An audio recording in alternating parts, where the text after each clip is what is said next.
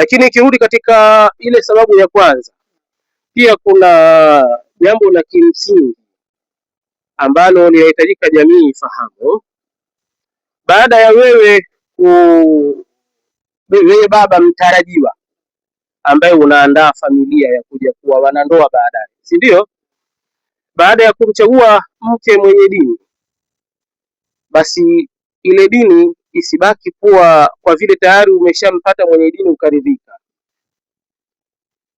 bali inatakiwa ndani ya maisha yote ya ndoa yawe ni maisha ya kidini, yawe ni maisha ya kidini. Kwa maana majumba yetu hivi leo, ile tarbia imekuwa ni kinyume cha maelekezo ya Rasulullah sallallahu alaihi wasallam, kwa sababu unapoelezea masala ya ndoa lazima utagusia masala ya tarbia, kwa sababu tarbia kwa Kiswahili ni malezi. Unayemlea leo wewe ni mwanao, lakini ni mume mtarajiwa, lakini ni mke mtarajiwa, kwa maana akiwa ni wa kiume ni mume wa watu baadaye, akiwa ni wa kike ni mke wa watu baadaye. Kwa hiyo katika kulea kwako ujue kwamba unalea mume wa mtu, unalea mke wa mtu. Kwa hiyo katika sehemu ambazo maandalizi yakikosekana na ndoa nayo inakuja kuyumba, ni maandalizi ya kupikwa mke tarajiwa au mume tarajiwa vile vile. Yakiwa si maandalizi mazuri, hapa haiwezekani ukapata ndoa baadaye nzuri, hususan katika zama tulizo nazo, ni zama za maendeleo, tunasema ni zama za uhuru, lakini Uislamu una mipaka katika uhuru. Umeelewana eh? Na kuweka mipaka Uislamu katika uhuru ndiyo sababu ya kuweza kutengeneza ndoa ambazo ni nzuri. Maana yake, tafsiri yake, kutengeneza jamii ambayo ni nzuri. Sawa? Kwa sababu unapotengeneza ndoa nzuri kama tulivyotanguliza kusema mwanzo, ina maana umetengeneza jamii iliyo nzuri baadaye. Kwa hiyo kunatakiwa umakini mkubwa sana kwa sisi ambao tumejaliwa kizazi, kikiwa cha kike, kikiwa cha kiume, basi unatakiwa unapomlea uwe makini sana, uwe makini sana. Kuna vitu havitakikani hata kuonyeshewa, yani mtoto, umeelewana? Hata haitakikani mtoto kuviona. Mmepishana baba na mama, vimewekwa vyumba kwa ajili ya kwenda kumaliza ule mgogoro, lakini isiwe sebleni pale watoto wapo ndio mnamaliza yote pale pale, na mwisho wa siku kutupiana na maneno, yasiwe maneno tu na kutupiana na matusi. Hivi ile jamii ya baadaye, tarajiwa ya baadaye, mnaifundisha nini? Baba amwambia mama, wewe mjinga nini? Wewe hivi nini? Mtoto yuko pale anatazama. Ina maana na yeye akija kifikia kwamba ni mwanandoa inakuwa jepesi sana. Lakini pia nitoe angalizo, kuna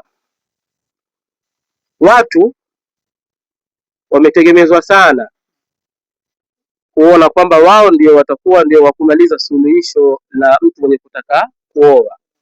Wengine wanaitwa kwa lugha nyingine somu, wengine wanaitwa kungwi kwa lugha ya nyumbani kule, si ndio?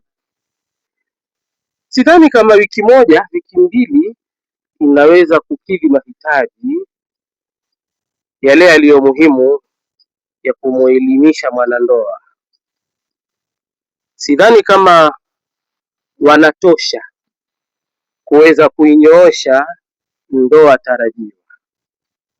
Hatuwezi kuingia ndani sana kwenye hayo kwa sababu ni mambo ya watu, ila turudi huku nyuma.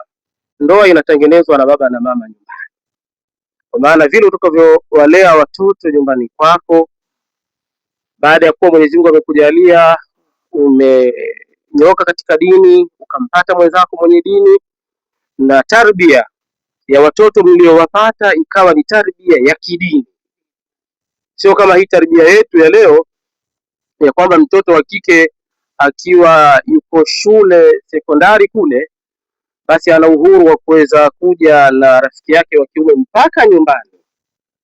Lakini pia acha hivyo, hata kupishwa pale sebuleni ili wakati kuzungumza au wakati kusomeshana, kuna somo ya hajalielewa vizuri wanasema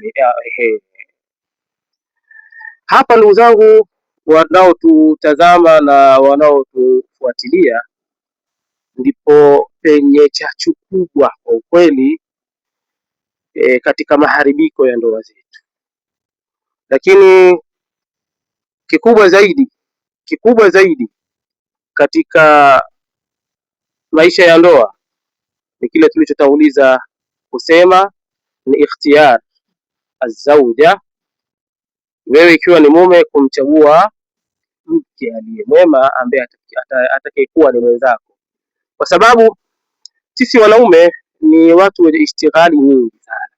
Sawa, utakuta masaa machache sana ndio ambayo wewe unakuwa nyumbani, lakini yule msaidizi wako, mlezi mwenzako, mwanandoa mwenzako akiwa ni mwenye dini, basi ndiye ambaye atachukua nafasi kubwa sana kuinyoosha familia yenu, kwa sababu yeye ndiye mwenye nafasi kubwa na ndiye mwenye muda mrefu sana katika kuilea familia. Haya ndio ambao nimeona katika kuelezea katika kuporomoka kwa ndoa zetu, kwa uchache wa ilmu nilionayo, nilipopatia alhamdulillah. Basi nilipokwenda tofauti, alkamalu lillah. Asante, Allah akulipe kheri kwa manufaa ya elimu yako pamoja na mashekhe zetu na wazee wetu. Ndugu mtazamaji wa Mukhtar Online TV, mimi nimefahamu mengi aliyoyasema Ustadh Muhammad, Mwenyezi Mungu amlipe, lakini nimechukua nukta moja kwamba ndoa zetu zinatengenezwa na wazazi wetu. Yaani sisi sasa hivi ambao ndo walezi ndo tunatengeneza wanandoa wema na wazuri baadaye. Maisha unaoishi wewe na familia yako nyumbani, unaoishi wewe na mkeo na wanao, ile maisha ndo unalea. Kama una watoto wa kike ama wa kiume, kama una watoto wa kiume unatengeneza mume wa mtu baadaye, kama una mtoto wa kike ama watoto wa kike unatengeneza mke wa mtu baadaye. Kwa hiyo ni sisi, mimi na wewe mtazamaji wa Mukhtar Online TV, kujua ni mume gani unamtengeneza ajikuwa mume wa mtu mzuri, ni mke gani unamtengeneza ajikuwa mke wa mtu. Mimi nimefahamu vizuri sana maharibiko mengi ya ndoa tunayaribu sisi sasa hivi, kabla hatujaingia kwenye ndoa, katika kuchagua wake, na tukishaingia pia jinsi ya kulea zile familia zetu, jinsi gani tunazilea. Mimi nimefaidika sana. Lakini ndugu mtazamaji wa Mukhtar Online TV, usikose pia kusubscribe, kulike na kucomment, pia kushare, na pia usikose kufuatilia vipindi vyetu vijavyo ambavyo ni ndoa zetu, hadithi ya leo siku ya Jumatatu, pamoja na darasa nyingine ambazo zinapatikana ndani ya chaneli yako pendwa ya Mukhtar Online TV. Sisi tuko pamoja na wewe, elimu na matendo, tuko kwa ajili ya kuelimishana na kukumbushana yale yaliyokuwa ya kheri.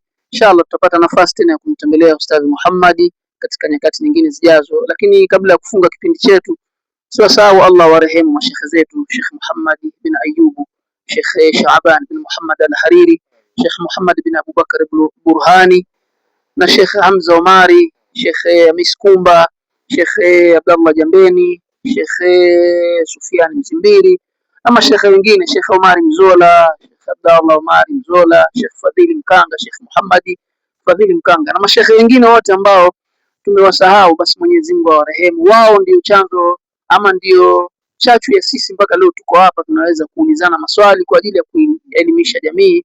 Wassalamu alaikum wa rahmatullahi wa barakatuh.